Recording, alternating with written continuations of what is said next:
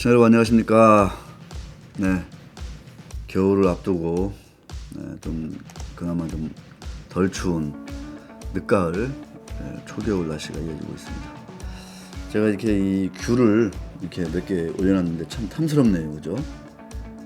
여의도에 보면은 저쪽 그 아파트 골목에서 이제 야채 과일 파시는 그 아주머니와 그 동생인 아저씨 분이 계시는데 그래서 가끔 가서 이렇게 과일도 사고 야채도 사고 그렇습니다. 되게 품질도 좋고 맛이 좋아서 싱싱해서 제가 가끔 가서 먹는데 여기에다가 두 개를 더하면 5,000원이에요, 한 팩이. 나름 괜찮죠? 하나에 거의 한 500원? 네. 근데 되게 아주 그 맛있어요. 맛있고 방송 잘 찍으면 하나 주고 아니면 말고. 네.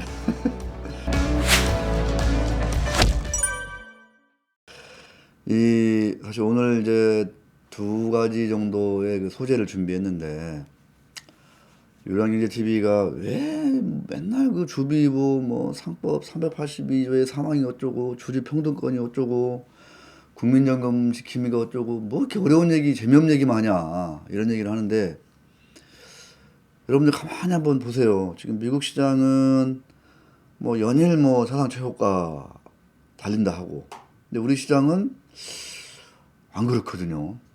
거래 절벽입니다. 뭐 거래도 절벽이고 거기다가 이제 또 세금 문제가 터지니까 뭐 연말이면 또 이제 대주주 네, 양도세 벌써 팔고 있더라고요. 이런 거 있어서 개인 큰손들은 뭐 주식을 판다. 근데 그런 거 생각하면 너무나 좀 비교가 온도 차이가 크지 않냐 이런 거를 이제 느끼실 텐데 느끼시면 이유가 뭔지를 우리가 냉정하게 따져야 될 거 아니에요. 이유가 뭔지. 그냥 단순한 해프닝인 건지 그냥 감정적인 이유인 건지 아니면 정말 고질적이고 구조적인 문제가 있는 건지 그 이유가 무언지를 정확히 알아야 그 해결책을 찾고 그 해결책을 찾기 위해서 우리 뭐 한 1,000만, 1,500만 동학개미들이 삼성전자 주주만 지금 500만 명이 넘는다는데 그 사람들이 좀 뭔가 지혜를 모으고 힘을 모으고 또 다 유권자니까 표를 모아서 또 내년에 또 대통령 선거 있잖아요. 그럴 때 뭔가 표를 모아서 요구도 하고 뭐 이러면 참 좋을 텐데 안타깝게도 제가 이제 작년 4월에 유튜브를 시작했으니까 지금 1년 반이 넘었거든요. 제가 뭐 몇몇 논문 같은 기사를 통해서 그 다음에 뭐 가볍기도 하고 때로는 뭐 가볍지 않은 그런 기사들을 통해서 유튜브를 통해서 나름 이제 많이 알렸다고 생각을 하는데 전혀 참 그 문제의 심각성을 인지하지 못하고 여전히 그냥 그 메타버스라든가 뭐 이런 거에 취해가지고 그냥 그런 게임주들만 이렇게 그냥 머니 게임만 하고 있는 이런 실정이라니 그 미래가 밝냐 밝지 않냐라고 저에게 물으시면 저는 단언컨대 밝지 않다라고 저는 보거든요. 그래서 제가 줄기차게 말씀드렸지만 지금의 법과 제도, 대한민국의 법과 제도 그리고 이러한 법과 제도의 바탕을 둔 커퍼레이트 거버넌스 하에서는 저는 장기 투자에 중장기 투자에 반대하며 그냥 코인 하듯이 그냥 선물 옵션 하듯이 그냥 차트 매매 하듯이 그냥 단타만 치시라.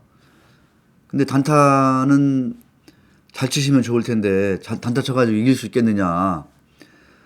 지금 골드만삭스며 시타델이며 르네상스 테크놀로지며 이런 그 내노라는 그 펀드나 아이비들 그 알고리즘이 다 대한민국을 점령했다고 제가 몇 번 말씀드렸지 않습니까? 그런 알고리즘에 맞서서 단타 쳐서 이길 자신 있으세요, 여러분? 절대 승산이 확률이 낮다. 이길 확률이 낮다. 저는 그렇게 단언합니다. 그 중요한 건 뭐냐? 편안하게 중기적으로 장기적으로 투자할 수 있도록 국민연금이 그렇고 또 퇴직연금이 그렇게 할 수 있도록 법과 제도가 정비되는 게 가장 시급하다. 그게 이번 대통령 선거 때 정말 중요한 시간이다. 기회다, 기회. 이런 말씀을 드리는 거죠. 그런데 뭐 여전히 주요 각 후보들 뭐 조금씩 얘기하는 거라든가 보면 인식이 주주평등권, 이른바 주주의 비례적 이익 보호, proportionate shareholders interest를 보호하는 문제에 대해서는 얘기를 안 하고 있습니다. 모른다?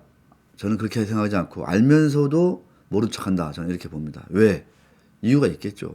그 이유를 알려면 그 각 투자 주체별, 그러니까 지배주주, 비지배주주, 뭐 국민연금, 퇴직연금, 주요한 펀드 운용사들 이들의 그 계좌를 한번 들여다보면 된다. 돈이 어디로 가는지.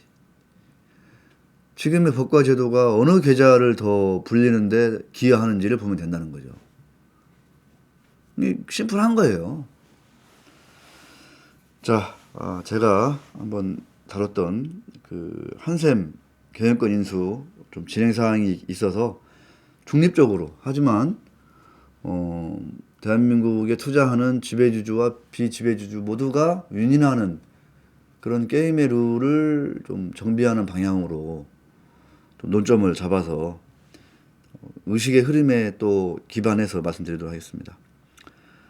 16일 날 지금 오늘이 17일 오후니까 어제 오후에 테톤 캐피탈 파트너스 LP가 공시를 했습니다. 한샘, 그러니까 IMP가 한샘 조창걸 명예회장 등이 지배주주가 가지고 있는 지분을 1조 4천억 들여서 이제 인수를 했어요. 완료가 됐습니다. 경영권 인수가. 그 이후에 어떤 공시를 했냐면 테톤 캐피탈은 미국의 텍사스 오스틴에 있는 나름 또 명망 있는 그런 펀드 회사고 여기는 이제 한누리 법인이 나름 이제 자문 컨설팅을 하고 있는 것 같습니다. 연락처가 그렇게 돼 있고요. 어떤 내용이냐 보면 원래는 8.6% 가지고 있었는데 2대주주. 옛날에는 국민연금이 2대주주였다가 많이 팔고 아마 3대주주로 밀려난 것 같은데 이번에 9.2%로 보유 지분이 늘었고 또 중요한 게 뭐냐? 지분 보유 목적을 바꿨어요. 단순 투자에서 뭘로? 경영 참가 목적으로 보유 목적을 변경했습니다. 이렇게 되면 어떻게 되죠? 어떻게 됩니까? 이제 경영 참가 목적으로 수정을 했잖아요. 그럼 이 이후에 어떤 일이 가능하냐면 단수 투자일 때에는 이른바 이제 주주 행동주의라고 해야 되나? 이런 행위를 못 해요. 법적으로. 이렇게 이제 경영 참가 목적으로 바뀌고 나면 가능해지는 거죠. 그래서 이러이러한 그 행위들을 할 수 있다. 이렇게 써놨습니다. 제가 화면에도 보이는데 1번, 9번까지 이사야 및 감사의 선임, 해임 또는 직무의 정지. 이게 중요한 거죠. 이사의 선임. 2번, 3번, 4번 쭉 있는데 가장 중요한 게 뭐다? 1번이다. 이사 및 감사의 선임을 한샘의 이사회에 요구할 수가 있는 거예요. 이대주주로서. 그러면 그거를 가지고 한샘의 이사회는 이러한 요구를 받아들일지 받아들이지 않을지를 가지고 또 이사회에서 논의를 해야 되고 또 이게 이사회에서 잘 해결이 안 된다 하면 또 이제 주주총회까지 갈 수 있는 이런 상황인 거죠.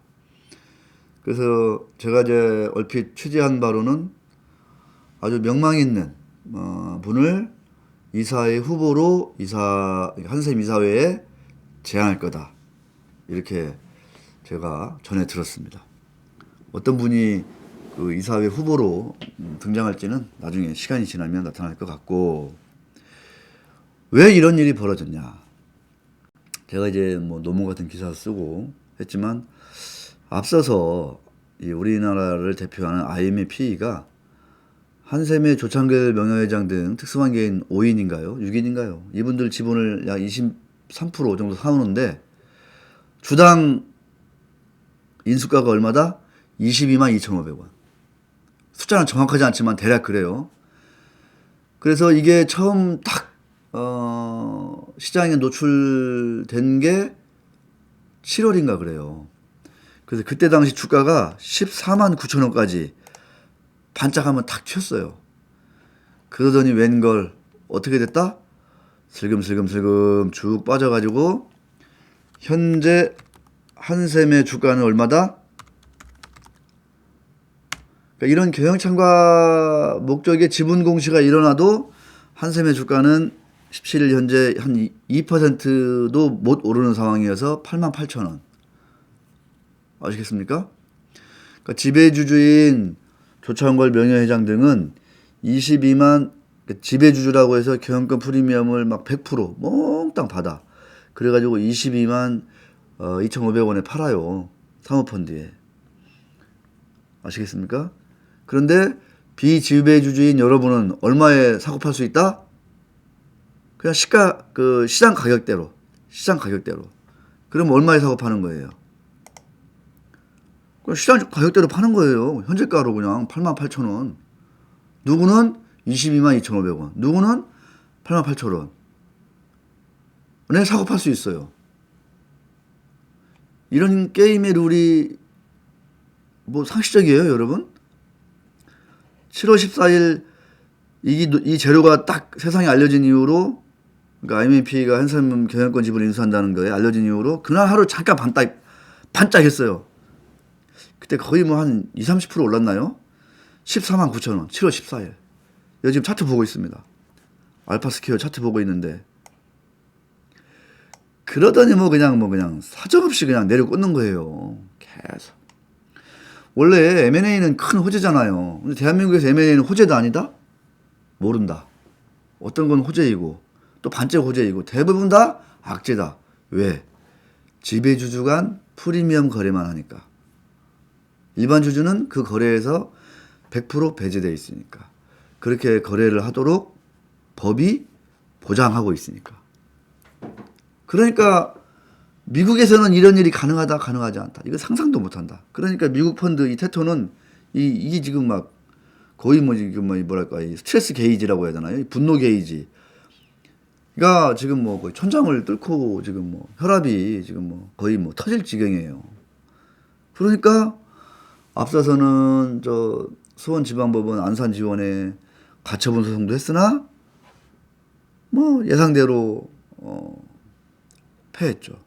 제가 그 과정은 제가 시간을 좀 내서 한번 논문 같은 기사를 또 한번 쓰고 싶은데, 제가 지금 막 이 부서를 한 개 더 맞는 바람에 지금 막 일이 막 넘쳐가지고 제가 지금 머리가 너무 아픕니다. 아프고. 어쨌거나 분명히 아셔야 돼요. 지배주주는 22만 2,500원. 일반 주주는 최고 14만 9천 원, 현재 8만 8,100원. 네, 팔 수 있어요. 누구는 그러지. 그럼 싸게 살 수 있는데? 싸게 사면 뭐해? 비싸게 팔아야 되는데 더 떨어지는데 주가가. 아무 의미가 없어요. 지금 상황에서는. 이런 게 뭐다? 주비보의 흠결이다. 구멍이 크게 뚫린 거죠. 주주평등권이.